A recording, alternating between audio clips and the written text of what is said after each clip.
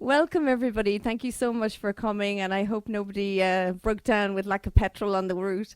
So we're very happy to have you all here, and a big welcome to Dermot Bolger, who came all the way from Ireland to be with us tonight. We're in for a treat tonight, and firstly, I just want to acknowledge the support of Culture Ireland for tonight's event with Dermot. They very kindly sponsored the event at the Princess Grace Irish Library. So a little bit about Dermot before we launch into this wonderful evening, which includes actually actors from the Monaco Ireland Arts Society. So they are going to begin the evening, and then that will be followed after about 12 minutes. Dermot will take the stage. So Dermot is an author, a poet, a novelist, and a playwright, among many other titles, I'm sure, to add to that. He has so many awards that there are too many to list right now, but it does include the 2021 recipient of the Lawrence O'Shaughnessy Award for Poetry. And in May of this year, he received an honorary doctorate in literature from the National University of Ireland. In a ceremony when he was conferred by Mary Heaney, who was the wife of the late Nobel Prize winner Seamus Heaney, the poet. So very prestigious awards there. So he's also an author of numerous plays, and his debut play, The Lament for Arthur Cleary, received the Samuel Beckett Award. And his recent play, a stage adaptation of Joyce's Ulysses, was performed at the Abbey Theatre in Dublin to rave reviews. And we're going to have the pleasure of hearing extracts from that tonight. Dermot has also written several collections of poems and 14 novels, including his recent An Arc of Light. And he's curator of several anthologies by Irish authors. Dermot also writes for Ireland's leading newspapers, and having founded and directed the Raven Arts Press as a teenage factory worker. This is off your website itself, so I know that's correct. So you started working very early. He is now the editor and co-founder of New Island Publishers. And that is regarded as Ireland's premier independent publisher of literary fiction and non-fiction. Dermot was born in Finglas, a suburb of Dublin, and perhaps why his early novels articulate the experiences of working class characters who, for various reasons, feel alienated from society. And his later novels are quite expansive in their themes and locations. So I'm just going to finish with a couple of quotes, and there were many, so I picked Nick Hornby, the Irish Times. A fierce and terrifyingly uncompromising talent, serious and provocative. And Joseph O'Connor, who it was the very famous writer also, and the recent recipient of the Literary Award for the Ireland Funds. And he says about Dermot, Bolger is to contemporary Dublin what Dickens was to Victorian London. Archivist, reporter, sometimes infuriated lover, certainly no understanding of Ireland's capital at the close of the 20th century is complete without an acquaintance with his magnificent writing. So thank you so much, Dermot, for coming and joining us here. I will let the actors from Monaco Ireland Arts come onto the stage now.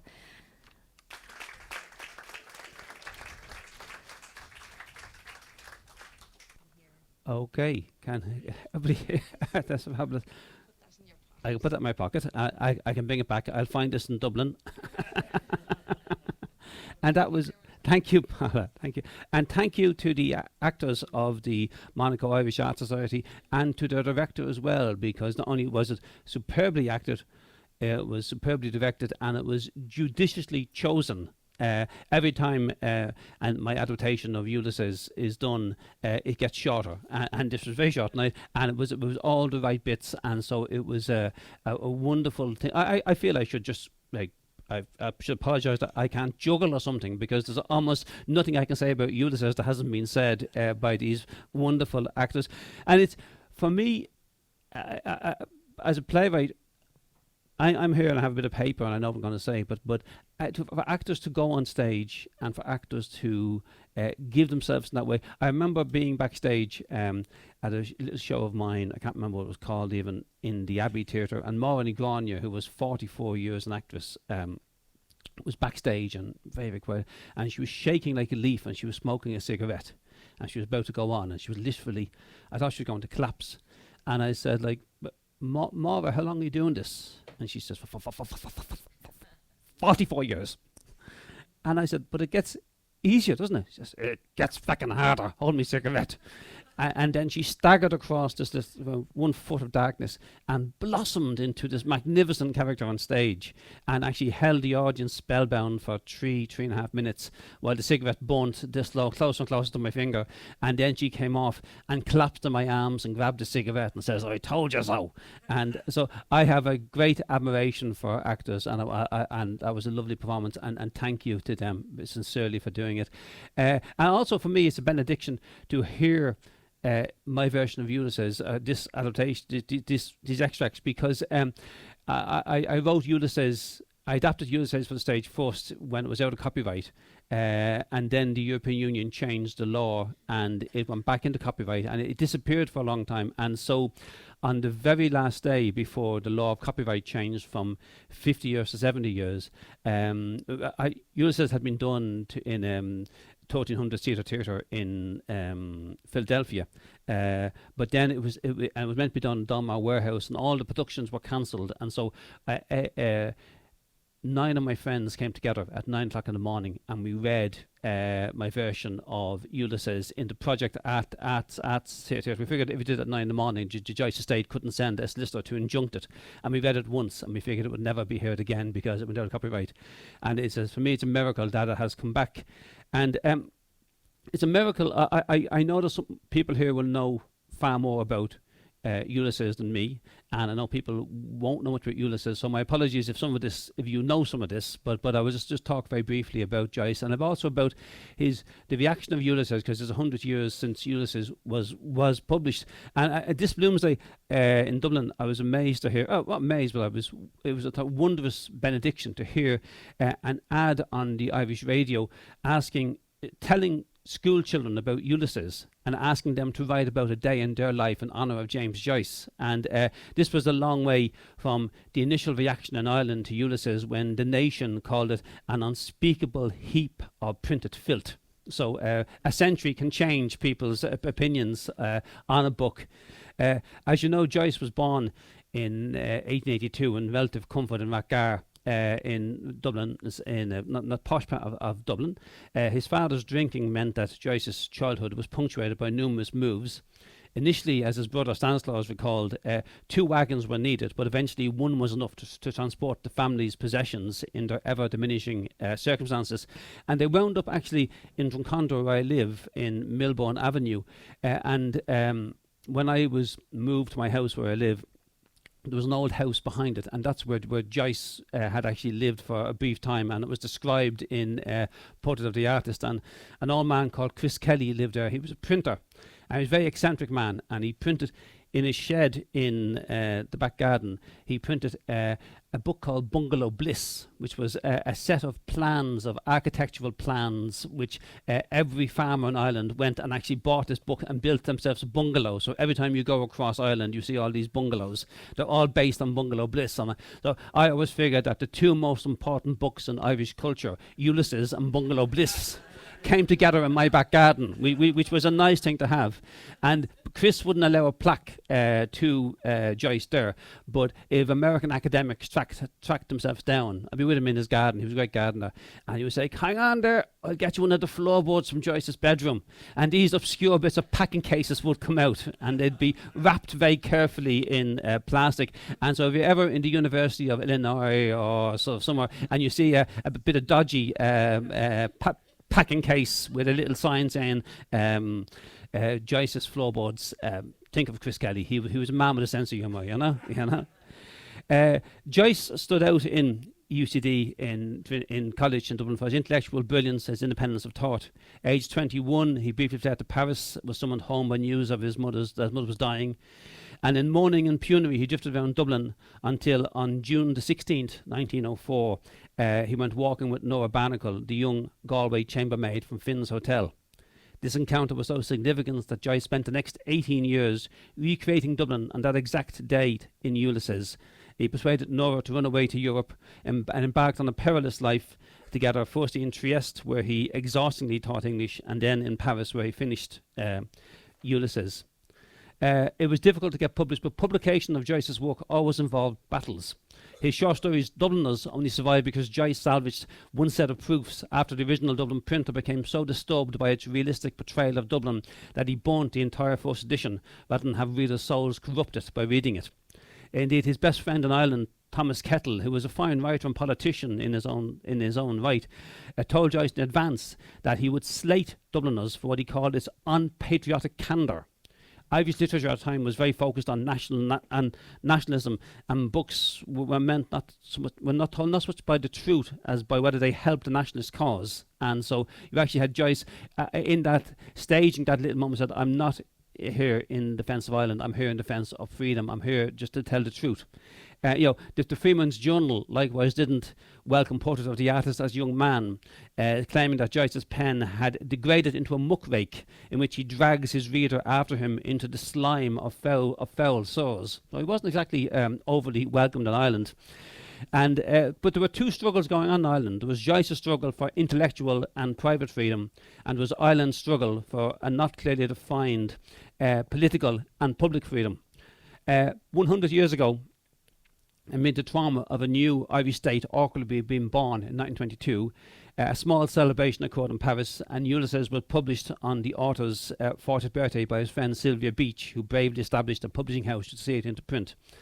And so therefore the 20th century's first novel, the most important novel, is the same age as the Irish state. Indeed, Dublin is preserved in our minds for readers across the globe thanks to Joyce's subtle observations of that one day in Dublin. And during the past century, Joyce has moved in Ireland from oddity to commodity, because the way that Joyce is now used to promote tourism in Ireland is a marked contrast to its initial reception of that book.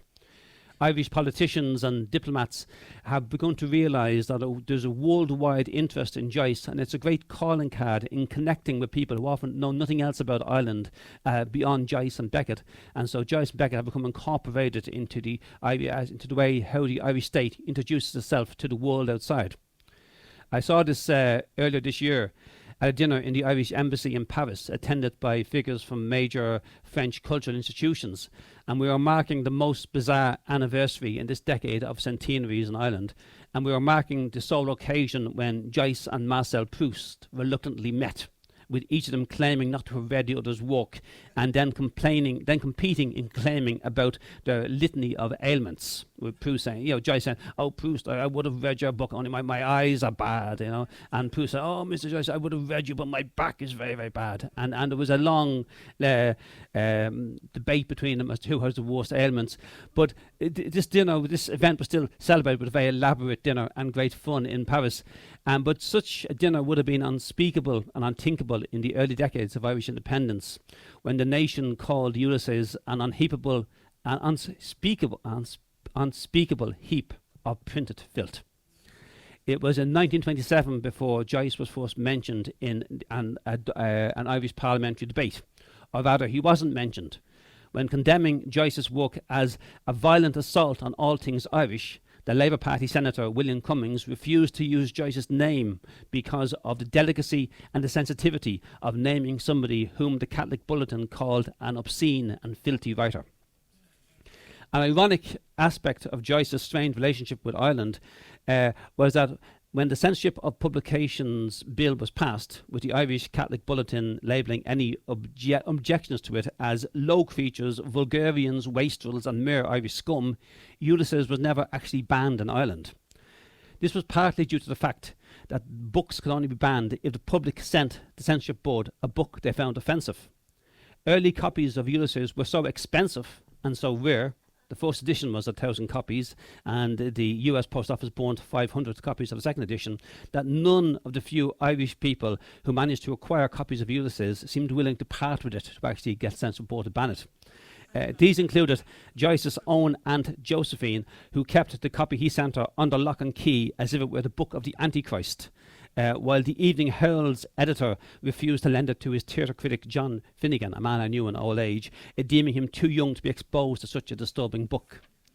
While politicians regularly condemned Joyce in the Dial in the years afterwards, the first one to actually praise him was John F. Kennedy on his famous visit to Ireland in 1963. And Kennedy was did it in a very, very sly and clever way. When talking of emigration, he said, "It is no wonder that James Joyce described the Atlantic as a bowl of bitter tears." He was deliberately misquoting Joyce, because Joyce called Dublin Bay a bowl of bitter water. But Kennedy was determined to praise Joyce in public and to condemn censorship. And he also knew that nobody would spot the mistake, because none of the politicians present would have read Ulysses. But he started a trend of politicians quoting Joyce, which ended up with me turning on the European Parliament debate one night and hearing a very, very senior Irish politician describing Waiting for Godot as a novel in the Irish, in the European Parliament.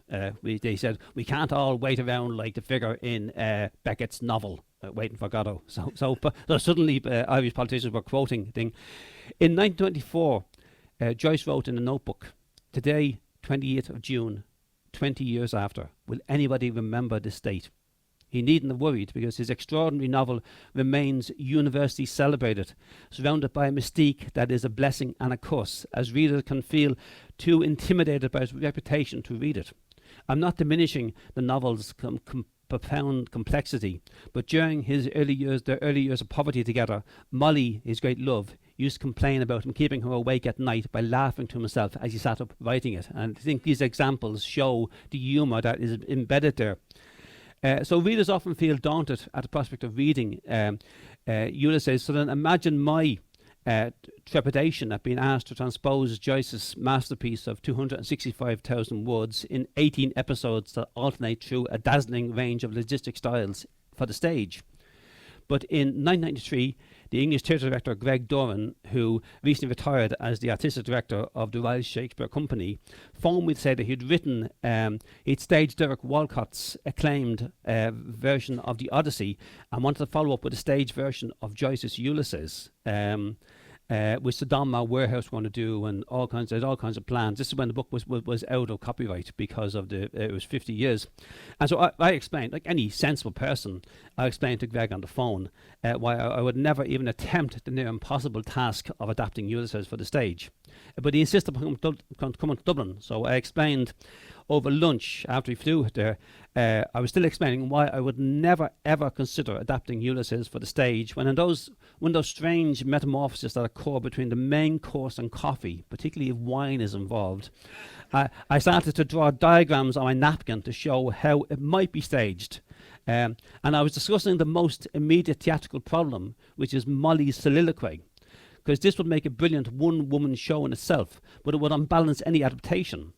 But it gave me a clue towards reimagining it as a play, because what if I started at the end?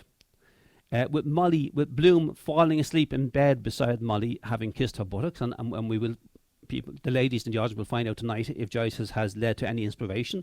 And therefore, when Bloom falls asleep, he could be led back through the day's events in his sleep by characters who could change at the drop of a hat, and they could instantly transport him to different locations inside the illogical logic of a dream. So therefore you could just move to those vital moments within the day. So therefore real time will be when Bloom is asleep and Molly lies awake, aggravated by a torment of thoughts, and this could let her soliloquy punctuate the play, breaking up and retrospectively speculating upon the episodes which her sleeping husband is reliving. When Greg departed for London, after we had our little lunch, I felt a palpable terror, because in explaining how it couldn't be done, I had somehow agreed to transpose Joyce's masterpiece into a play due for stage reading in a 1,300-seater theatre in Philadelphia the following Bloomsday. But then I realised that my terror at approaching it as a playwright reflected terror that many readers feel approaching it as a book. Ulysses has deserved mystique. Nobody could call it an easy read. Joyce joked about wanting to keep critics busy for centuries. And a century on, he remains on track with an industry surrounding the book. Much of what is written laudably attempts to open up the book's myriad meanings, but some criticism is so obscure that it places barriers around it being simply enjoyed as a novel. So therefore, my starting point for adapting it was Nora's complaint that Joyce kept her awake laughing while writing it. And as I began to adapt it, I quickly realised why Joyce was laughing at subtly getting under the skin and the prejudice of the claustrophobic Dublin that Stephen feels he must flee from. Joyce's writing teems with brilliant virtuosity, but also with insights into the human condition that remain equally true today. And it was amazing when I was adapting the book how much of it I actually immediately understood. A reader must focus on two journeys that bring together a cocooned, ridiculed man who has lost a son but never loses his humanity, and a young man estranged from his father who is intent on true independence by refusing to let physical, nationalistic or religious boundaries put any limit on his intellectual freedom.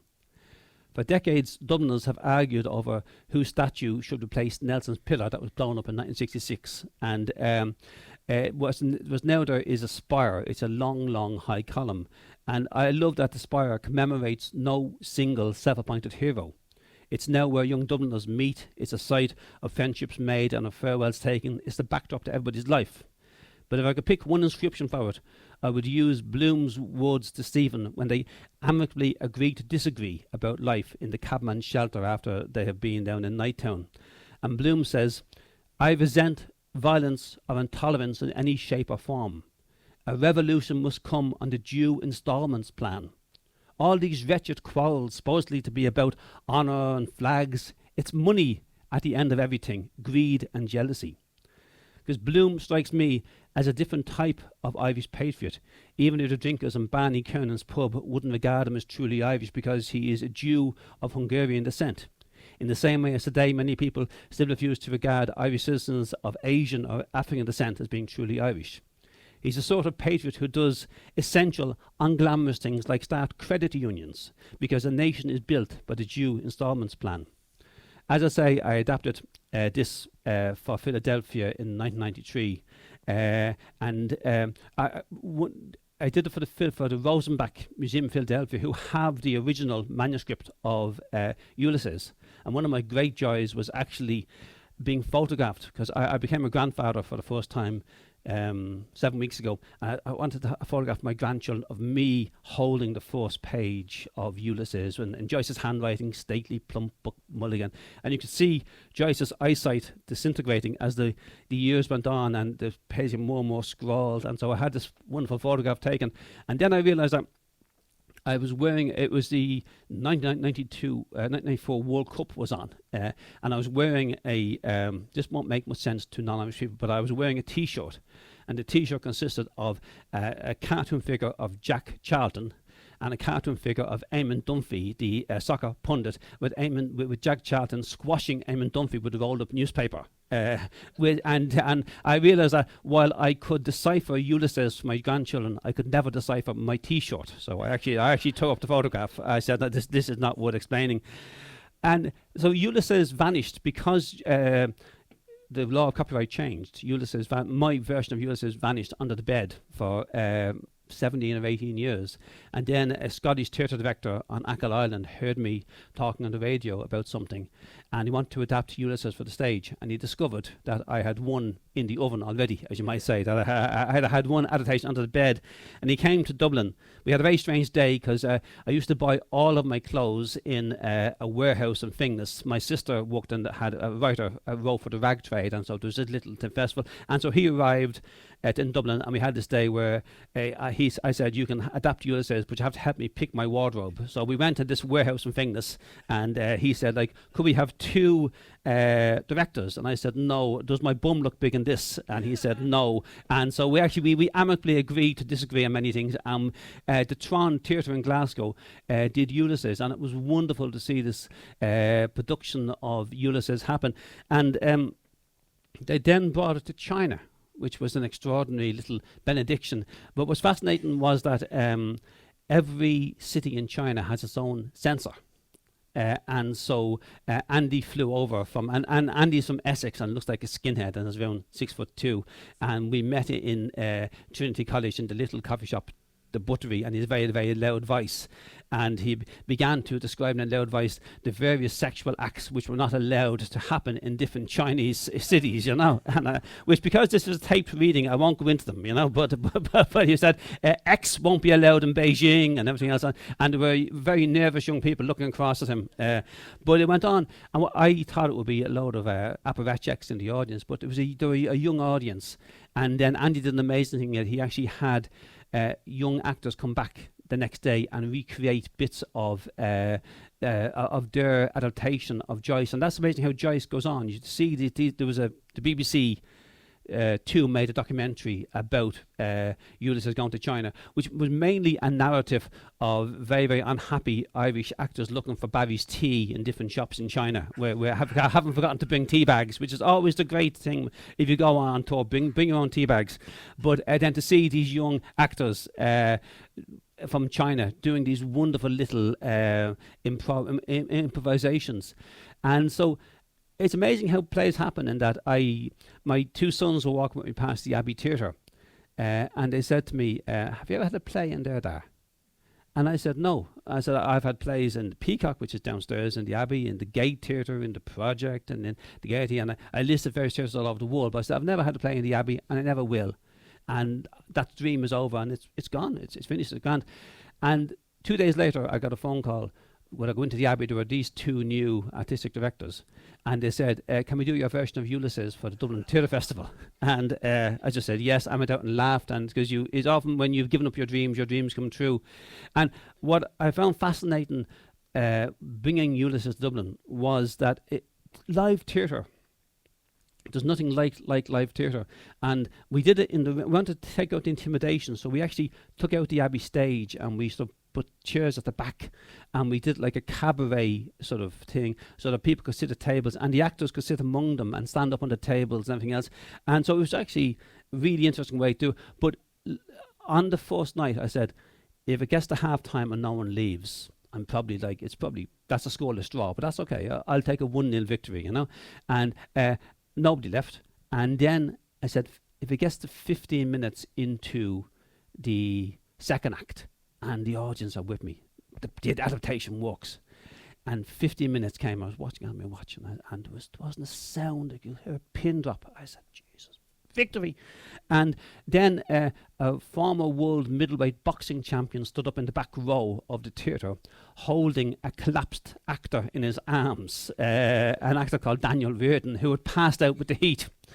And because it was being played in the round, he had no way to actually bring him out apart from walking across the stage. So in the middle of this intense sort of scene in Ulysses, this massive boxer came walking down the stage carrying what looked like a dead actor in his hands, you know. And this rather upset the rhythm of the play. And so the actors paused, and then they began again. And then around 10 seconds later, Sebastian Barry, looking considerably older than he looks there, who recognised Daniel Reardon, ran across the stage to see was Dan okay. And then the actors resumed again. And then suddenly ran out and said, excuse me, is there a doctor in the house? And 3 members of the audience came running down, one with a stethoscope already in their hands, and actually sort of attended to Daniel. And I said, and this is, nobody cared if the play was a success or a failure. They just want to know, was the actor alive or dead? And because it was played in the round, there was no proper exits. So we actually had to leave Daniel like lying in an exit to the thing, with the actors having to step over, who all knew him. And they're all like, so Bloom was going on and saying, oh, Daniel, how you doing there? You're right there. Just hang ambulance very soon, and walked across. And that is the joy of live theatre. Every time a play is done, it is done in a new and original way. And so it makes it very, very, very exciting. Well, the most exciting thing actually was that in the Abbey, there's always one performance that there's a sign reader. And on the night of that the sign reader was in, for people who are hard of hearing, it was fascinating to watch, because nobody was watching the stage. Whenever Molly spoke on stage, the entire 446 people all turned to the sign reader, because they were dying to find out the sign language for certain things Molly was describing, you know. So it was a very interesting moment, you know. But so I've sort of lived my life in the shadow of James Joyce, from presenting, helping my neighbour to present bits of dodgy floorboards to academics, to actually seeing him in China, to seeing him here, and now to seeing him in Monaco. And it's lovely to see the journey of Joyce, of not just of my adaptation, but of James Joyce in so many books and so many adaptations, so many films, and the way he inspires so many things. And I'm going to finish by reading two poems, just to give you a flavour of my own voice, and because just by sheer fluke there's 12 copies of this available inside. And this is about, in the way that Joyce used his parents, I used my parents in this, and this is a receipt for their honeymoon in 1944 in Wooden Bridge, and you see very faintly there's a sign for apples 2 shillings. And my mother was a very beautiful young woman, and the hotelier took a great shine to her and insisted upon bringing her into the orchard to actually give her a gift of a small bag of apples for the train back. And his wife took great offence at this and ran out and grabbed the receipt and wrote 2 shillings for apples before he got back to my father. So my father kept this all of his life. And so very often poems come from those finding those little bits of paper and realising there's a whole life story behind those bits of paper. And so this poem is called The Wooden Bridge Hotel, the Valley Hotel, Wooden Bridge, 1944. August sunlight dapples the orchard behind the hotel, its proprietor so besotted by my mother's bliss that he insists on picking a bag of apples as a gift for her to enjoy with her groom on the journey back from the luxury of this brief honeymoon, to embark on the mysteries of married life in a small attic flat in the house in Herbert Place, where Elizabeth Bowen spent childhood winters gazing down at a canal lock. My mother accepts his gift with a shy smile. Then the hotelier's wife appears, piqued by jealousy, as such attention bestowed on a bride who by day worked in the Myra Hotel as a mere chambermaid. She grabs the bill from her husband with sour spite, altering it before it is shoved into my father's hands. Few reminders survive from a marriage foreshortened by her brain tumour. But all his life my father kept this bill, cherishing the secret encrypted in a receipt, written by a hotelier, then changed by his enraged wife, the jealous stabs of her pen adding as an addendum 2 extra shillings for this unsolicited gift of apples, a surcharge for my mother's captivating ebullience. How young they are back then, how little they know of life, despite his ship being attacked on treacherous voyages, despite her guarding secrets shared only with her sisters. In this moment, their future is a blank canvas of joyfulness as they depart the hotel, bags packed to walk to the station. Let us leave them there, luxuriating in that sunlit air, lips tasting of kisses, foreheads bent so close they touch, as they study this bill, then gaze at each other and laugh. And I want to thank the Princess Grace Library and Paula and Julian, everybody involved in bringing me over here. It's been a wonderful adventure.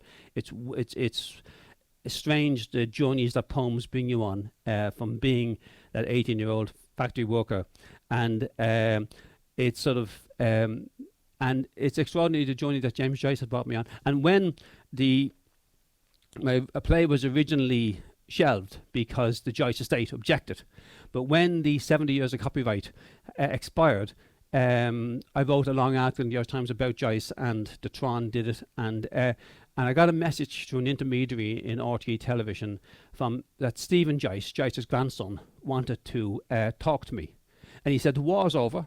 I just want to say something to Dermot, and can I phone him?